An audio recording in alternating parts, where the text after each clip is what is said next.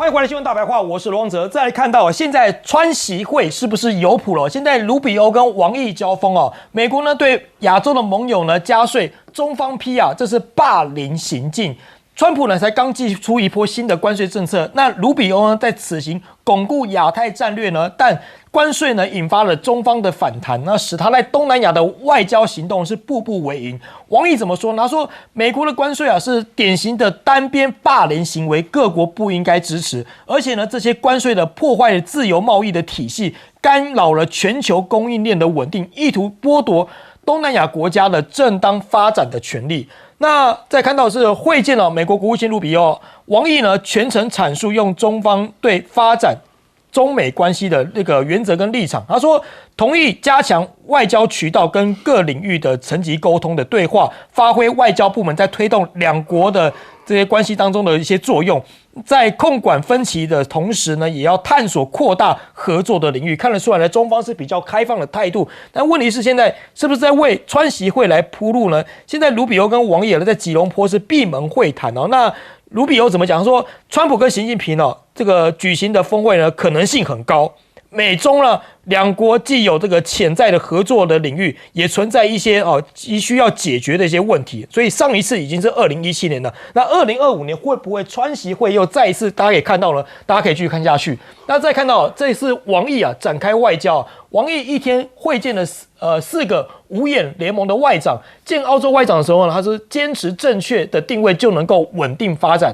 他说啊，过去3年来啊，中澳关系稳定下来，实现转圜，而且取得正面的成果，证明只要坚持伙伴关系的正确定位的话，两国关系就能够稳定的发展，不断取得成果。那另外部分来看到英国的这个外相拉米跟王毅会晤的时候呢，也出席这个东协区域的论坛。那拉米怎么讲？他说当前的英中关系有改善的趋势哦，那各层级的交往呢也开始变得频繁了。英方呢期待跟中方呢进一步的加强沟通，采取更多实质的行动，推动经贸各领域的合作。好，那王毅呢也会见了加拿大的外长阿南德，说两国呢可以完全称呼成就伙伴，互为成就伙伴。他说，今年呢是这个中加建交55周年，是思考未来的重要契机。中加之间呢没有领土争端，也没有地缘的矛盾，完全可以互相成为伙伴。那中日外长呢也在吉隆坡会面。王毅说，两国关系啊已经获得一些改善。那另外包括马来西亚的部分呢，他也说，这个我们就看谁是真正的朋友。那王毅呢，他说在太平岛盼延交海洋格局要被改写。他说啊，中方愿意在东协加强合作，共同维护多边贸易的体制，同时啊，中俄一致反对西方国家在亚太的军事化行动。另一个部分呢，那对比现在美国的政府是说乱成一锅粥了。现在美国国务院啊裁员啊将近1350人要丢饭碗。那卢比欧 IP 是在讲假话，让美国变得更不安全。那可以看到，现在包括了美国国务院的大门啊，11号已经聚集了不少声援的民众，要为裁撤的员工加油打气。好，那现在美国是不是不能说长官坏话 ？FBI 被曝用测谎审查员工的忠诚啊，局长被 IP 什么？根本玻璃心嘛。这《纽约时报》呢引述了2名相关测谎的问题以及相关的知情人士的报道。FBI 在访谈的测谎过程当中，他问资深员工是不是曾经说过 FBI 局长的坏话，讲他的坏话。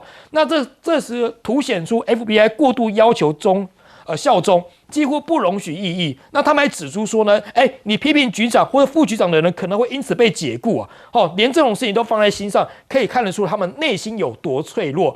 好，那再看到了现在呢，美国的政府少了马斯克之后呢，现在美国也暴露出现在有其他人要跟着走了吗？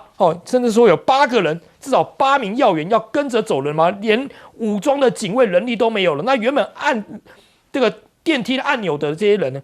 也通通获得标示，后来消失不见了，是发生什么样的事情了吗？好，先请教彬哥，彬哥你怎么看？川习会真的有谱吗？现在中美关系看起来是在缓慢的缓和当中，可是问题是随时都可能出现变化。是，尤其是川普常常会突然之间又不按牌理出牌，那可能情况就会变得非常糟糕。实际上，美国现在陆陆续续公布他对盟国的这些关税，其实引起了非常多的反弹。那当然，中国大陆也不乐见这样的状况，因为这很明显在阻碍全世界的贸易。那也会造成很严重的后果。所以中国大陆对这个当然是非常严正的批评。可是美国会理吗？也不会理。所以你这些东西，如果川普始终这样变来变去，再加上他始终把中国大陆视为敌人，那你说美中关系能够缓和到川习会吗？你是习近平，你愿意跟一个完全就是不确定他要做什么的人见面吗？所以我觉得这些恐怕都还有得谈，风险太大。因为我觉得美国首先跟川普首先必须要展现出他是一个可被信赖的，而且他是愿意遵守承诺的，而且他是真的有在执行，在缓解中美之间关系的。如果没有办法做出具体的行动的话，那习近平不会想要去跟他见面的，因为干嘛？没事，难道他要去学泽伦斯基跟他吵一架？对啊，不可能嘛，对啊，所以我觉得这个大概就慢慢来吧。中国大陆也不会急，因为急的应该是美国，那就看美国有多急。美国最近一直千方百计的，你看一下透过 Rubio， 一下连贝森特都说我们可以谈经济以外的事情了。我也不知道一个财政部长经济以外他要跟人家谈什么，这样我也觉得很奇怪。那但是他们就是这样做了。可是问题是，你以为你在伸出橄榄枝，可是问题是。中国大陆可不是这样认为，中国大陆认为你搞不好再挖个陷阱给我跳，所以我觉得这个再看看吧。那至于说中国大陆现在这个阶段，他当然要赶快，因为美国正在把盟友从他身边一个一个推出去。对，那中国大陆当然要借这个机会，赶快想办法拉拢这些国家，甚至跟他们修复一些关系。而且说真的啦，主要是中美在对抗，你关旁边这些国家什么事？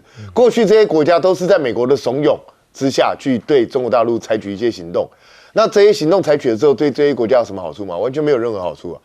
所以就是在这个时候，美国对他们征收高关税，那中国大陆愿意对他们伸出手，那你觉得这些国家的选择是什么？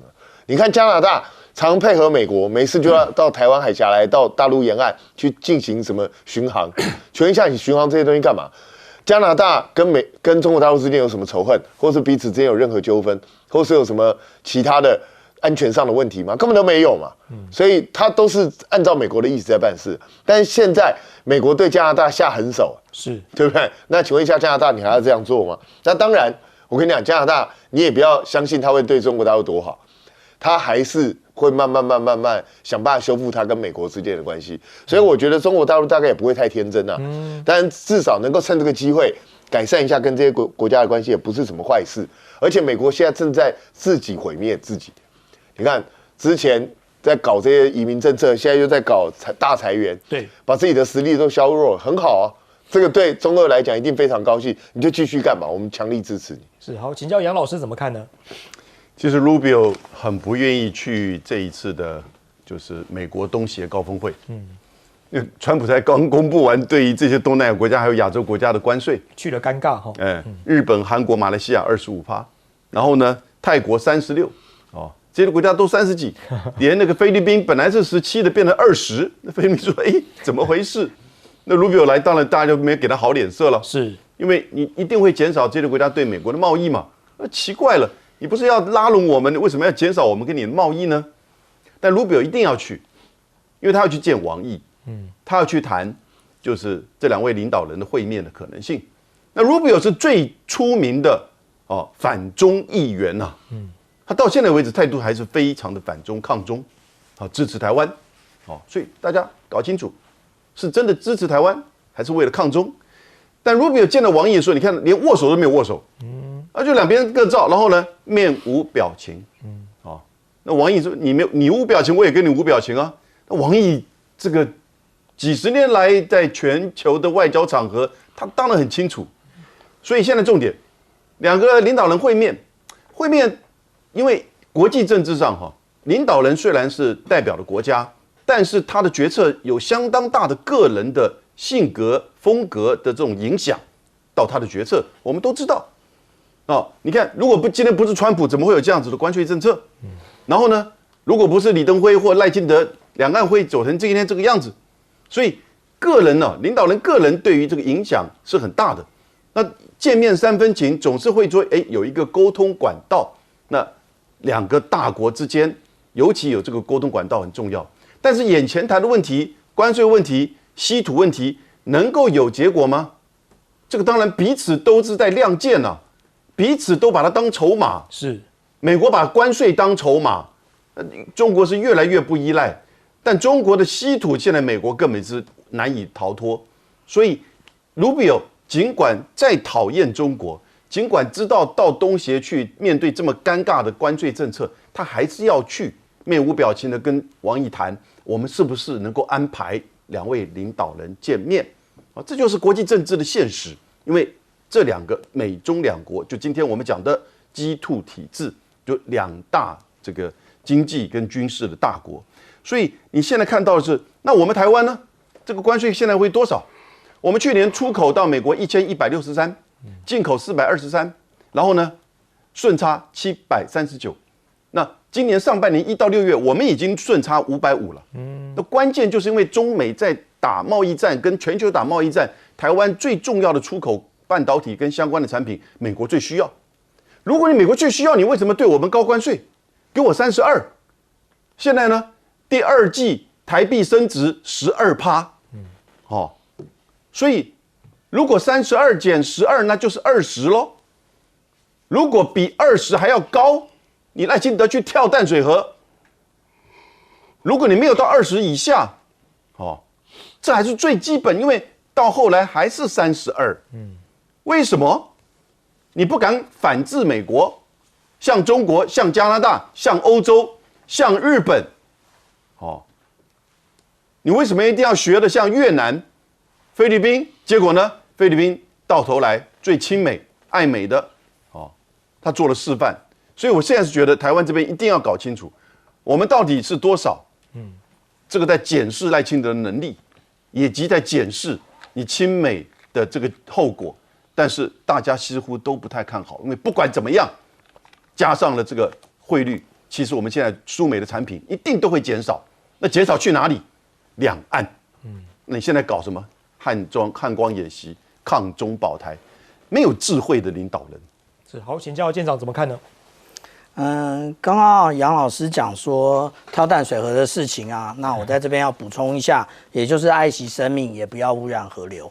那我们看到啊，无论是大陆的外交部长王毅，或者是美国的国务卿卢比欧，那在吉隆坡见面，那其实他们要谈什么呢？当然谈的就是2国领导人的会面问题嘛。是，从来这种大国领导人的见面啊，都是从事务层次开始。其实到了外交部长的层次啊，也已经快要告一段落，也就是已经快要水到渠成了，有共识了。对，已经共识已经建立了。不过如果说我们看到中国大陆外交部的通稿的话，其实他对于川习会这件事情呢只字未提。但是卢比欧就不是这样啦，卢比欧就讲说啊，那个美中领导人有强烈的会面意愿，这是卢比欧讲的啊。那但是中国大陆有这个意愿吗？可能没有。那我们这样讲啊，也就是说，刚刚那个杨老师也叙述了他们2个人见面的这个气氛啊，其实气氛都不好。那要继续的深化的谈下去，机会也不大。那至于说呢，我们刚刚讲到说，王毅一天见到了五眼联盟的4个外交部长，那少哪一国？少的是纽西兰。可是纽西兰有积极的抗中吗？其实也没有。那他见这4个外交部长呢，除了卢比欧之外啊，其他的其实也就是在破解美国所进行的联合威慑。那联合威慑也就是刚刚讲到说，为什么这一些无论是澳大利亚或者是那个加拿大，一天到晚搞反潜机啊，或者是军舰在台湾海峡或者是台湾周边海域转来转去，这个就是美国以老大哥的姿态要求他们这么做的。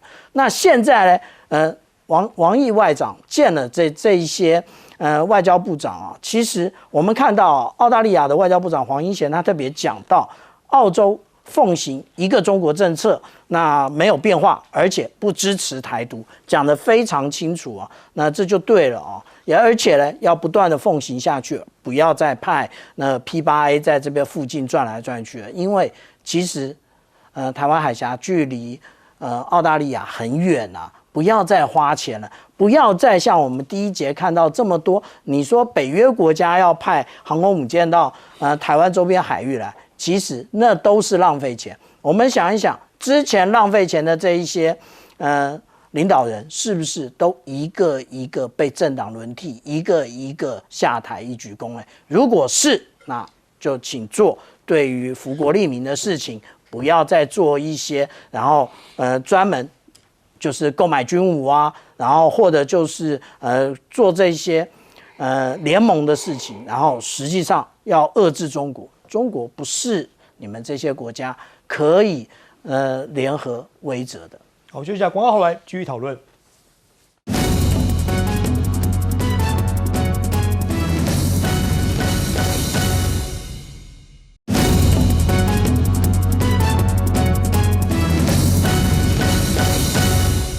欢迎关注新闻大白话，我是罗旺哲。再看到现在哇，加拿大探说信错了，那现在包括了这个巴西啊，也决定要抵制啊。怎么说呢？像看到川普亮出35%的关税牌之后呢，加拿大要撤回7月21号这个钢铝报复计划。哦，原本呢，川普在7月10号的时候发信给卡尼说，我们接下来这个谈判期限到8月1号。警告如果没有完成协议的话，现在加拿大可能会面临到35%的高关税。那白宫的顾问呢 ，Navarro 就鼓励加拿大继续跟美国谈判，来降低这个贸易壁垒。那面对美方的施压现在加拿大政府决定暂缓原定7月21号实施的新一轮的报复关税计划，那进而看一下后续的发展情况。那川普呢威胁加拿大的商品要征收35%的关税，那卡尼回复呢将会继续的磋商下去。他说呢，现在加拿大将保护工人跟企业继续在8月1号期限之前呢，跟美国来谈判。好，那现在呢，会见加拿大的外长王毅痛批美国滥施关税破坏国际的贸易秩序这个王毅呢，在吉隆坡会见的加拿大外长阿南德的时候呢，他痛批说，美国滥施关税，破坏国际的秩序、经贸秩序，甚至呢拖累全球的经济成长。那阿南德他怎么说？他表示说，加拿大在新一届政府致力于对供应链的多元化，然后加强经济发展的韧性。看能不能弹出一朵花来，大家继续看下去。那现在问题是，川普也对巴西祭出50%的关税那巴西的这个鲁拉呢强硬反击，说有的是其他市场，没有在怕，他现在退信。好，那跟 WTO 申诉，甚至要提税直接跟你美国提税。现在三招牙反击川普，他说巴西经历过多年成功分散出口市场我们不是没有美国就活不下去了。哇，这个底气很硬那我们就来看一下，现在巴西呢对美出口只有占10%而已，最大出口国在哪里？在中国大陆，占了28%。好，那它现在硬起来到底有没有用？巴西现在被课50%啦，关税现在暴露啦。那川普猛夸前总统，在松口说不排除对话。川普在11号受访的时候说，未来不排除跟巴西的这个总统鲁拉讨论这个50%关税，但强调不是现在。另一个部分呢，巴西的底气在哪里如果现在美国对巴西课征新的关税了，那美国民众爱的这个牛肉汉堡将会涨价。分析人士指出美国对巴西课征高关税会堆高美国的消费者的生活成本。那 CNN 也报道2024年美国向这个巴西向美国出口的总额达到了404亿美元的这些商品，包括了咖啡、果汁，还有冷冻肉食品，这些都是美国民众常吃的，还包括了原油这些粗铁、化工、能源商品都可以排前10内。所以现在高关税下去，到底是美国会重伤还是巴西会重伤？现在看起来巴西是没有在怕的。那美方也表示将在8月1号开始对巴西课征50%关税，批评是巴美贸易不公，而且要求巴方应该停止在国内的政治迫害。那这件事情呢，他去问了这个中国外交部的发言人中方对此有什么评论呢？那毛宁怎么讲？他说，关税不应该成为这个胁迫、霸凌或是干涉其他国家内政的工具。好，那再看到现在中国大陆也要祭出稀土来当关税的筹码，美国会不会着急我们看到现在五角大厦罕见砸了117亿的台币要来这个建稀土厂，决心要来对抗中国的垄断。砸了117亿，要投资这个 MP 材料，那成为跟该公司最大的股东呢，要摆脱对中国的稀土依赖，确保战机、飞弹跟电动机这些关键武器不会受到牵制。那这家公司呢，在加州拥有美国的唯一的稀土矿场，将用这笔资金在2028年前要盖一座1万公吨的稀土磁铁工厂，要到2028年好，那现在呢，这个公司最大股东是五甲大厦，现在股价飙起来了飙到733亿元。但这样砸下去之后呢，有用吗？大家看有没有用呢？现在美国的有一个主管泼冷水，先解决技术跟污染问题好了。他说这部分是因为中国在多年已经掌握了这个稀土这些中油产品的一些提炼跟净化技术，但美国有没有办法能够解决污染问题呢？现在值得关注。另一个部分呢，《华尔街日报》就说许多买家之所以可以意识到依赖中国的风险，却一直不愿签订跟西方企业的一些制造磁铁的长期采购协议，这可能就是因为他们不得不支付高额的这个价格，所以美国恐怕会收净化设备的高额费用吗？买得更贵，那到头来有得赚吗？先请教彬哥怎么看？其实加拿大的决定是对的啦，就是也不必急着就直接跟他针锋相对的就给他报复性关税，还是可以谈嘛。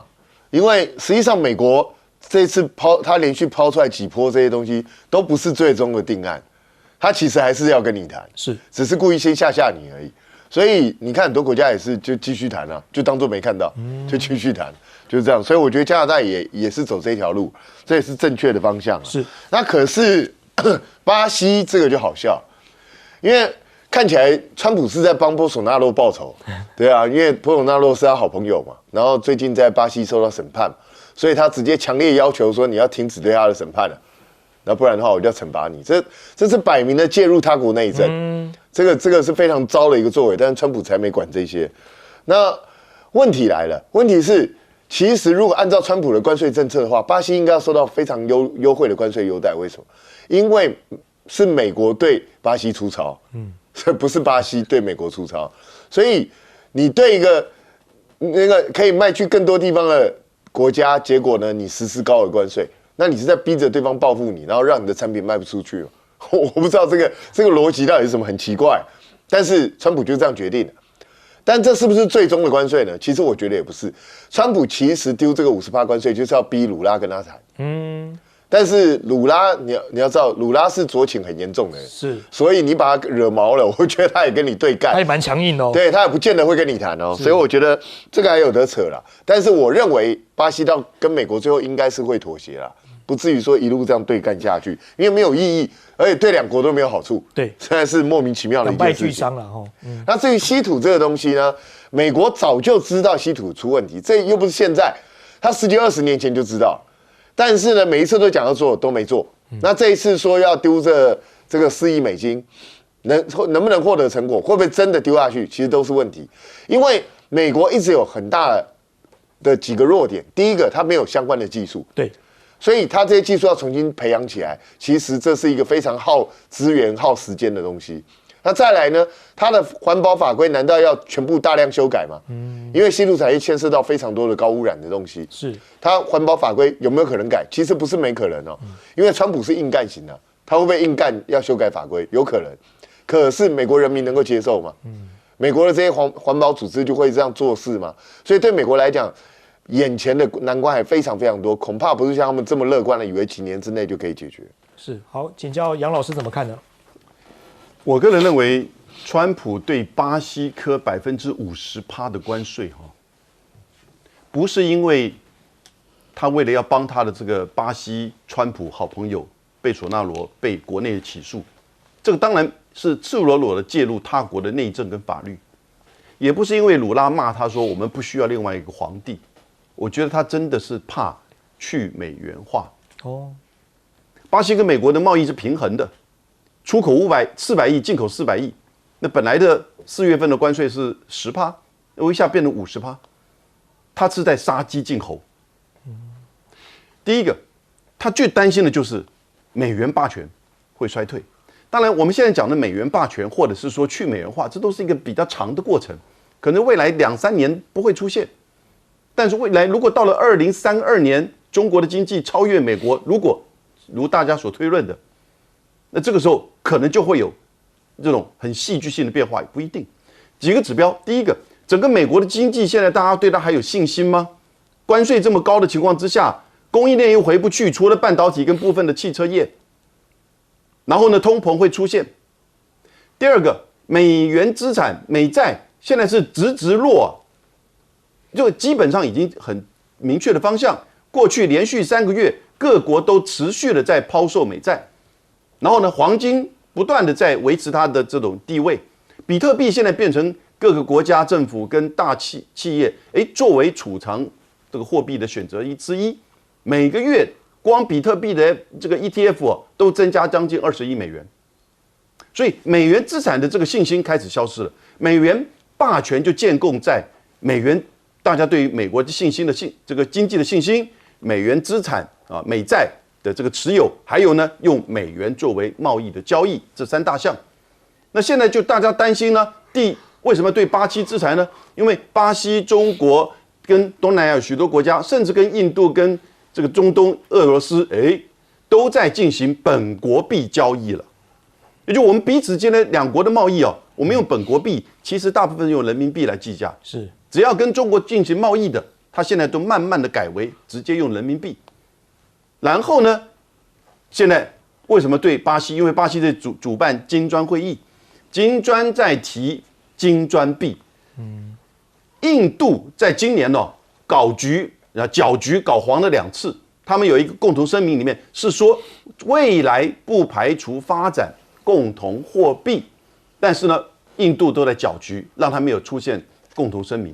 所以，川普跟美国真正怕的是失去了美元霸权，去美元化，所以才要对巴西采取10%一下子拉到50%的制裁。但是我跟你讲，刚好反效用，大家反而更警觉的，我们一定要走这个方向，减少美债的持有，然后增加本国币的交易，是不是未来出现所谓的替代美元的这个做法？我觉得去美元化这个速度会加快的。是，好，请教舰长怎么看呢？我们看到为什么鲁拉可以这么样的硬气也就是我们来看到。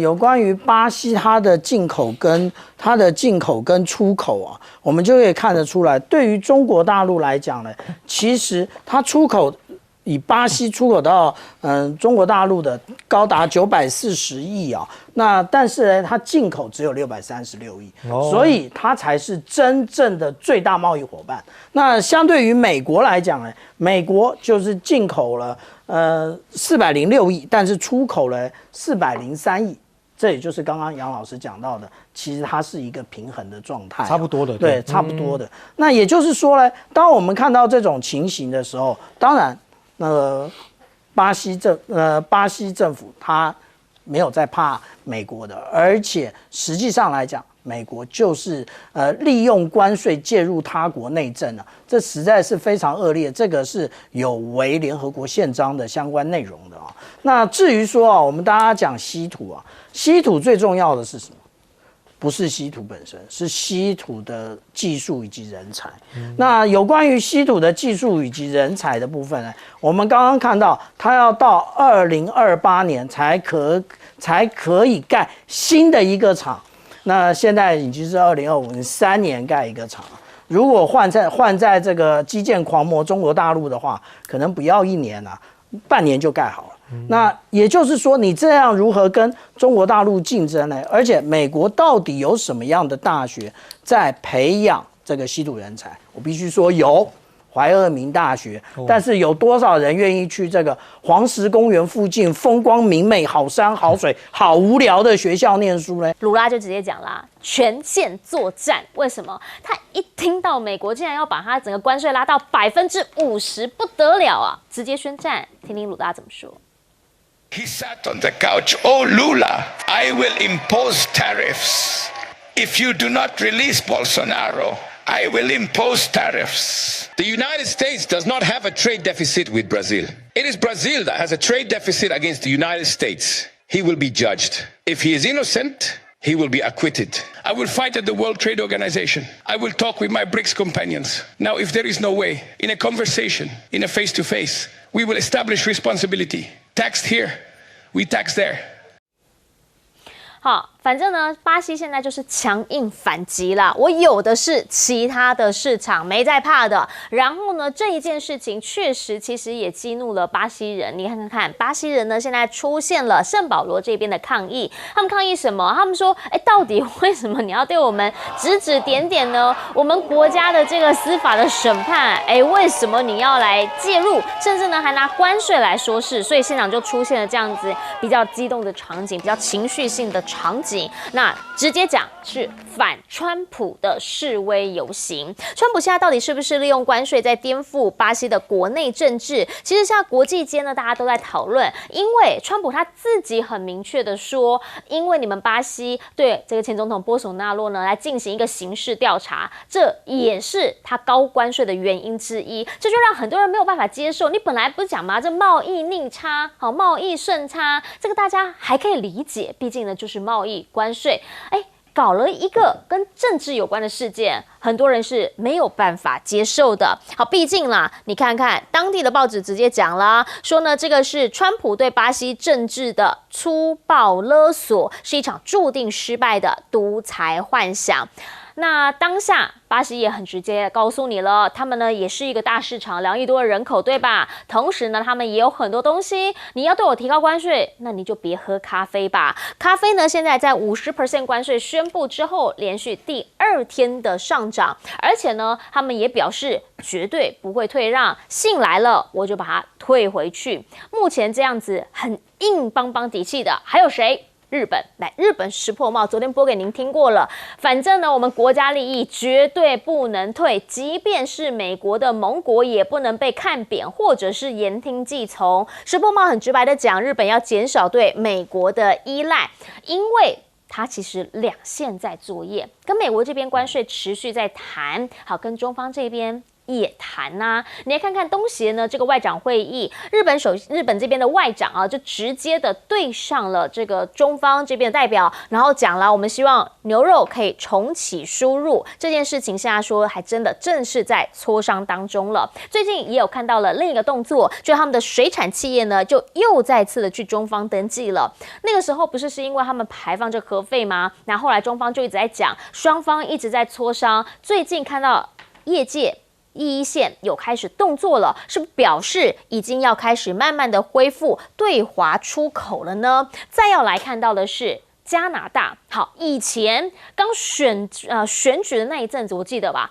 讲话超强硬的卡尼，现在是不是有一点点的tackle 了呢？什么意思？因为呢，川普现在威胁他，那35% 的关税，据说卡尼当时正在一个度假的状态当中，所以就还没有任何直接的宣布。可是他亮出了35%关税的牌之后呢，加拿大是撤回了本来要对他们的钢铝报复50%的关税。那我大家可以理解啦哈，因为如果你调到50%，那个35%会不会马上全部变成50%？所以他是先按兵不动，只是因为先前他们确实就是对于川普是很强硬的啊，卡尼那个时候去的时候态度也是很硬，所以现在到底是不是在退缩了？毕竟呢，川普很在意的那个大型科技公司所征收的数位服务税，现在传出加拿大也取消了。那不就什么都没了吗？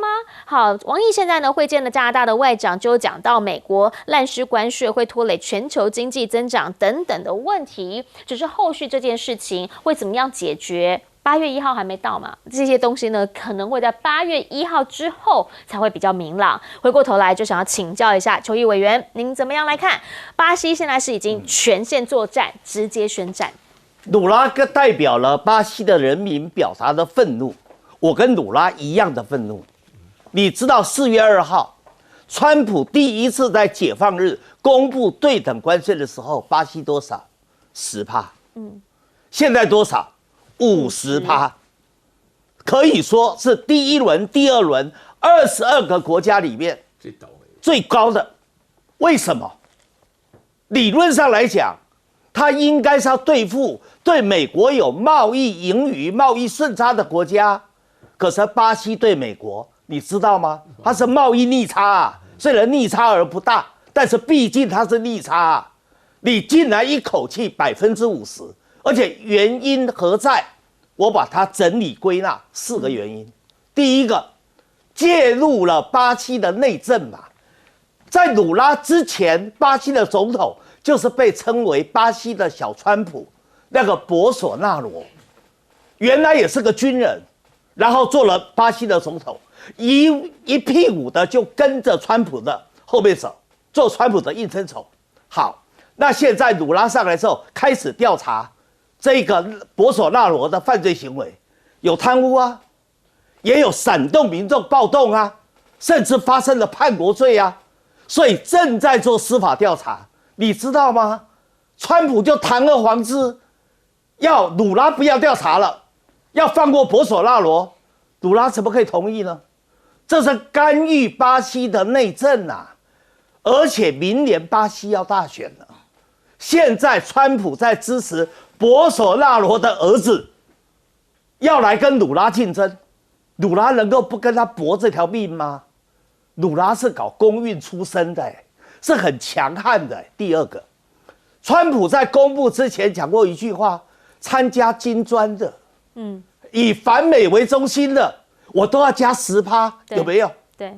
那你知道金砖最重要的五个重要的主体国家，前面的4个叫发起国，其中巴西就是重要的发起国啊。好，那第3个，其实川普虽然表面上说很希望到中国大陆访问，其实心里头是忌惮中国大陆，讨厌中国大陆，想要封锁围堵中国大陆的。而现在巴西跟中国的关系这么好，现在美国本来买美国的大豆，现在转移买巴西的大豆。更重要的是，中国帮助巴西跟南美的国家建了两洋铁路。川普好不容易上来之后，把巴拿马运河拿下来了，也严格来说抢下来了。但是现在，如果有了两洋铁路以后，它就相当程度取代了巴拿马运河嘛，这又是犯了川普的忌讳。好，第4个，你知道巴西是南美洲最大的国家，它领导了南方共同市场。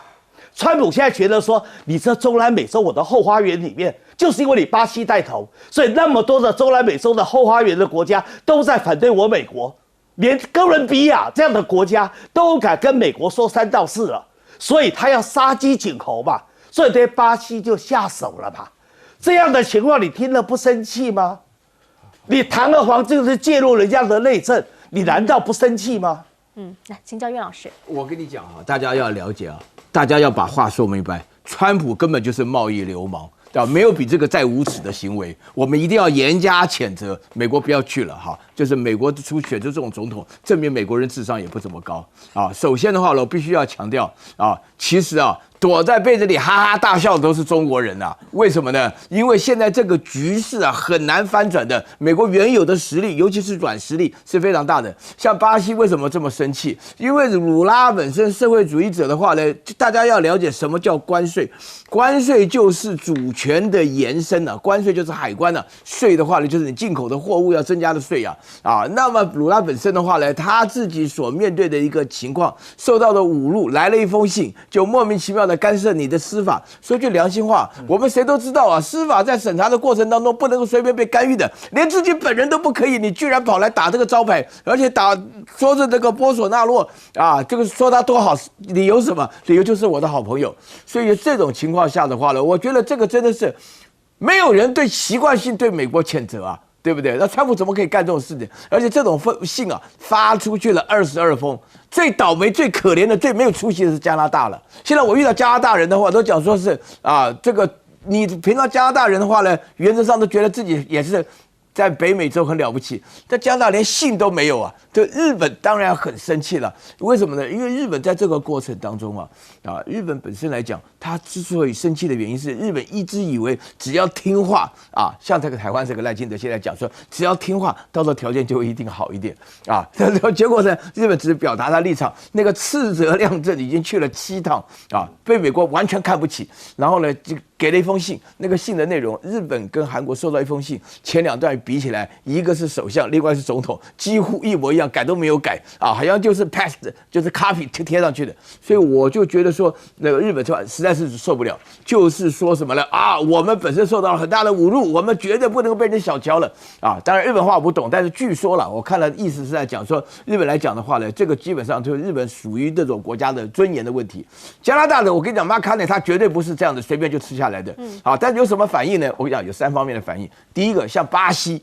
现在的巴西的话，咖啡、牛肉、大豆、锂矿，现在人员就是往大陆源源不绝。就说现在你想吃好牛肉，就到大陆去啊。阿根廷的牛肉、俄罗斯的牛肉，什么世界好牛肉便宜都在那边啊。然后呢，第二个的话呢，像日本本身来讲的话呢，跟大陆大家不要只看到这个消息讲，说日本肉也进口啦，日本的海产来的，日本对中国也是准备让步啊。为什么呢？逼得没有办法，太侮辱、太羞辱，日本人要面子。我有个同事是日本人，他一提到讲说这个川普他就摇头。然后另外加拿大这边的话呢，还会有动作，你可以看得到，王毅对加拿大的外长讲话，这个时候就叫缝缝插针啊，让所有的人都会知道，美国基本上的话呢是自己隔绝于外啊，这种事情不能做。另外，我再强调一点，这巴西基本上是个逆差国，怎么会加50%？那美国不是跟自己过不去吗？它的逻辑在哪里？我都想不透，你知道吗？是，来请教一下副司令。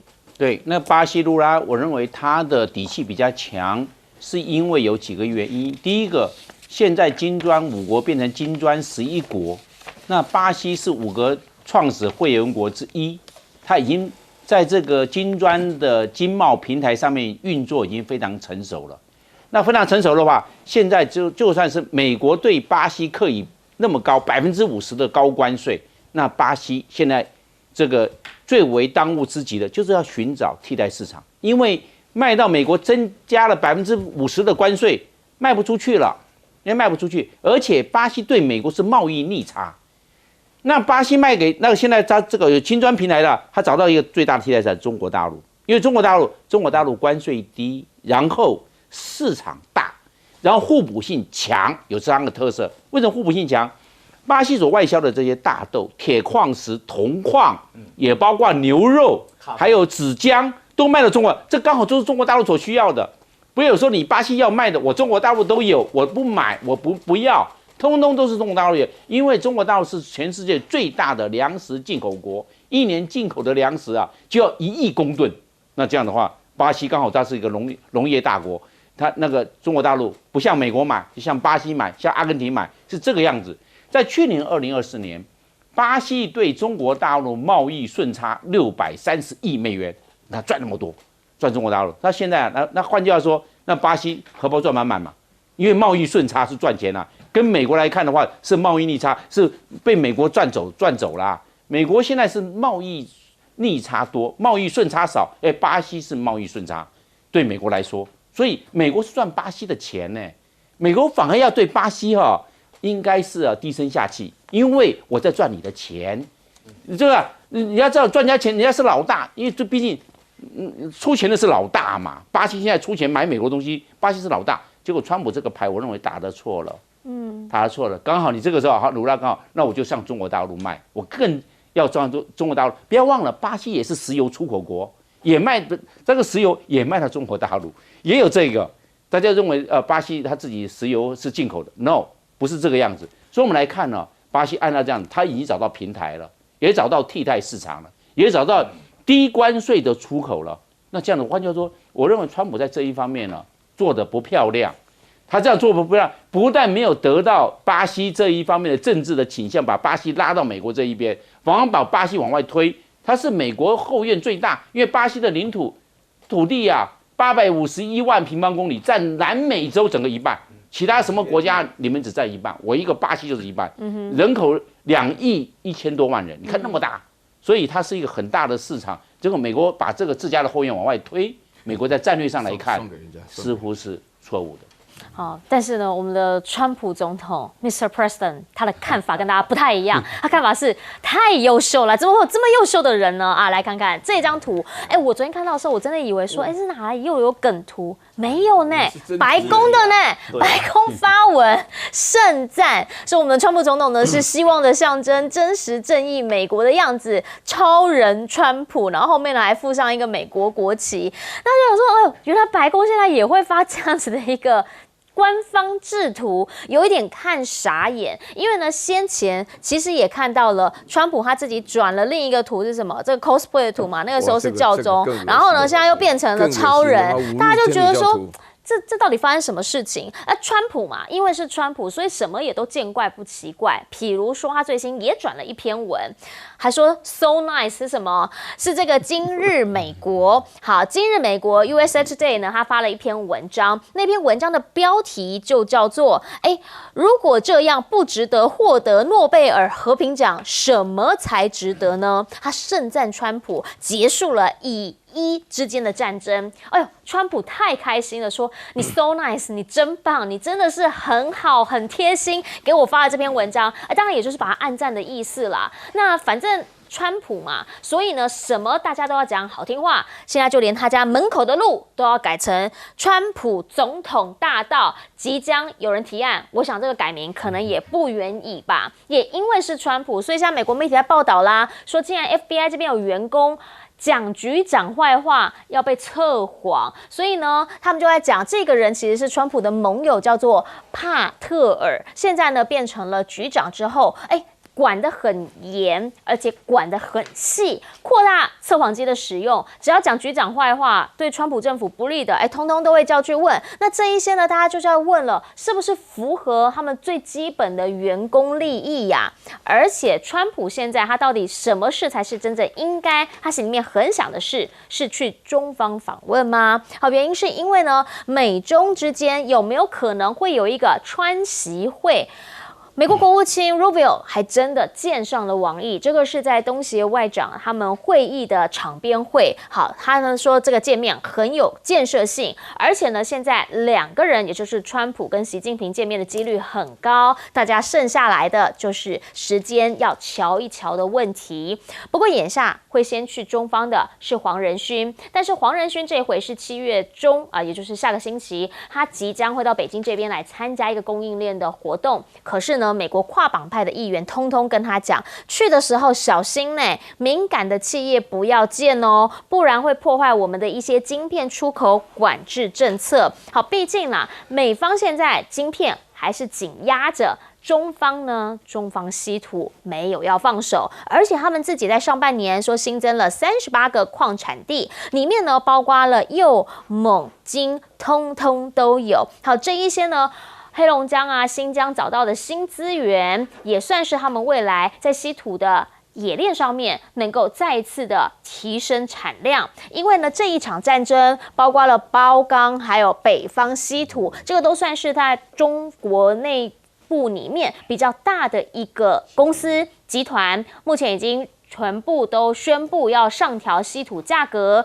那这个上调的比例呢，大概是1.5%左右。因为它包办了全球70%的采矿，然后还有90%的冶炼量。那如果是这样子的话，是不是全球的稀土都会上涨呢？对五角大厦来讲，现在呢，它就是努力跟上嘛，因为我们希望自给自足嘛，所以呢，他就讲我们要砸4亿美元跟中国竞争。但是啦，业界是怎么看？业界说也很好啦啊，不过如果你没有办法突破那个中游，因为上游叫采矿，中游呢叫冶炼精炼，如果你没办法要解决这个难题以及污染的问题的话，那你仍旧是面临挑战。与此同时，这个稀土战没停歇， AI 战还在继续进行，特别是在晶片的这个部分，华为晶片说现在已经迈向了中东，迈向了东南亚，市场越来越大，表示它的量能量产越来越稳定了，美方高度关注，甚至还传出华为现在计划要重新设计 AI 晶片，那会转向 GPU 啊，也就是所谓的通用图形处理器。那这个呢，就是它可以协助这个 CPU 来分享它的工作，然后结合2个不同的处理器一直运算的一个运用。就是它未来的那个功效功率能够大大提升。那对比的是什么啊？当然就是抢这个 NVIDIA 的市场啊，抢全球晶片的市场啊。那如果真的让它打破的话，哇，可能美方又要头痛。但是请教委员，因为对于川普来说，这些可能都不重要啦，超人比较重要。川普基本上就是个梦中人嘛，他就活在自己的梦幻世界里面。他既是世界的 king， 世界的国王，又是教皇，最适合当教皇的人，那又是超人。但是我认为他最可恶的是什么？他是个言而无信的人，他就是一个像刚才苑教授说的，他就是个海盗、流氓、坏蛋的一个作风。我们知道今天澳大利亚的总理阿尔巴尼斯带了个大团，到中国去了，其中有一个主题，川普要阿尔巴尼斯一定要跟中国谈，那中国也准备这个主题里面要跟他谈清楚。我要跟苑教授要同仇敌忾了。你知道澳大利亚的北部有一个很有名的重要的港，叫做达尔文港。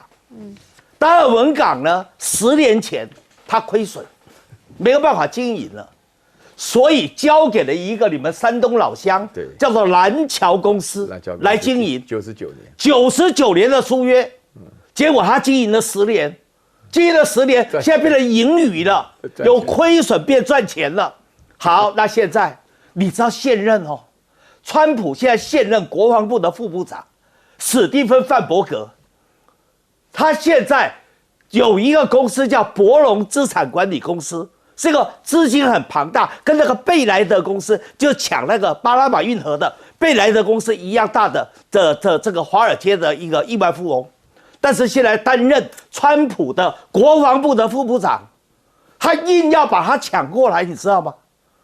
租约是99年，由亏转盈，那现在硬要从中国的蓝桥公司要转成让美国可以操控的博龙公司来做，有这个道理吗？还有89年的租约啊，你就要把人家抢过来，接收别人努力10年得到的成果，这摆明在欺负澳大利亚，欺负中国嘛。所以这一次中国准备要好好跟他谈这个例子。好，川普的流氓作风还有一个什么？现在越南都放话了。越南的总书记苏林怎么讲？他说他跟川普谈，跟美国代表谈的时候，明明谈的是说越南给美国零关税，那美国呢要给越南是11%，怎么变成20%？对不对？根本言而无信嘛。最后帮卡尼说一句话，我跟他有3面之缘。我帮卡尼说一句话，卡尼也是一个谈判策略了。好，所以他也是和和战战的谈。我不认为卡尼会那么容易屈服于川普的压力。这个人很厉害。好，我们先进广告，等等回来继续来说。对。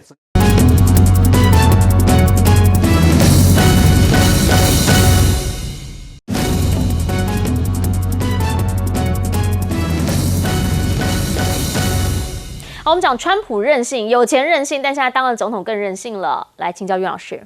我先在这边先跟大家了解一下，因为我是鲁汶天主教大学毕业的，我们不叫教皇，我们叫教宗啊，就是教皇本身来讲有这个封建思想不太好啊，就是说川普本身没有资格了啊，川普没有资格，要川普自己家里的话，真的是亵渎，我讲对我们这个所有的天主教徒来讲是一个极大的侮辱啊，大家都非常不高兴啊。那么尤其是他这个到了这个教宗的那个时候啊，去参加葬礼的时候还吃口香糖啊，穿那个也不穿黑色西装什么的，然后他不来这一套了。我跟你讲，但是他产生了一个非常严重的影响，就是说川普本身做这个超人的话呢，这个超人什么呢？超人的话呢，在做决策他不会出错。像川普周遭的人全部是一些拍马屁的人，这个拍马屁人不得了，那个因为他不会出错，所以其他人的话他乱用人，比如说那个海格赛斯，他跟军方有什么关系啊？我都搞不清楚。我们应该张将军去当美国国防部长啊，也比他强啊，对不对？啊，那搞了其他一些，然后那个他的用人本身，其中最荒唐的就是卢比奥啊，卢比奥的本身来讲，大家感觉上，因为美国现在的话，川普上来到现在半年多来，美国最重要的2件事情，一个是俄乌的冲突，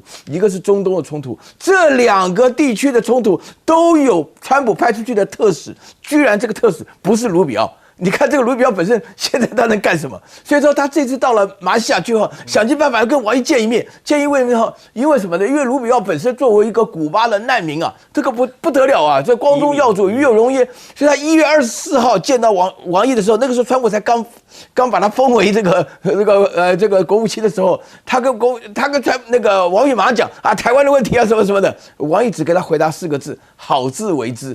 结果好自为之的话，他读到那个翻译点叫 act accordingly 啊，就是照规矩来做事，完全误解。然后后来就发觉说见不到的话呢，现在卢比奥急了，因为卢比奥整天就是川普跟他讲说啊，在超人的指导下，你去负责，我要到中国去访问啊，他办不到啊，他完全办不到。然后呢，他本身来讲的话呢，自己又被制裁，然后呢，现在又要想到中国，他今天起码都没有。所以昨天呢，一直拖，那本身来讲的话呢，讲得很主动，说讲了要好几次啊，这个说要见面没见面。然后时间也等，因为我昨天的话呢，也跟一个直播在这边，等到我们直播节目都结束了，都还没有见到面啊。这个故意的外交无小事，王毅就要整他。然后呢，见了面不久，然后之前的话呢，这个卢比奥见了拉夫罗夫的时候，也就是40几分钟，就他的口袋就出来，啥也没讲，也没有任何事情。那这边的话情况也一样啊，只是讲说你要注意啊，中国的本身利益的问题啊，他都是自己一个人在讲啊，希望很大啦，然后川普要到中国啦什么的。这个就是当你扮巨如扮虎，如果你扮的是一个自称为超人的人，那你美国的内阁你要怎么搞啊？所以大家现在就发觉说，美国要是有错的话，那完蛋了。为什么？因为没有人可以拉得住他。因为你这个，我刚刚看了这个 P 图，我一开始看到那个超人样子，我以为是谁又在开玩笑，后来一看，哇，不得了，是白宫发出来的，而且 USA Today 是很重要的刊物啊，都在拍马屁啊，还得到诺贝尔和平奖啊，诺贝尔和平奖，我以后可以改成马戏团奖啊，还没得，他现在是有人把他提了嘛，那他也是蛮期待的，但是等等我们回来要请副司令来帮我们做总结，看一下到底现在美国发生什么事。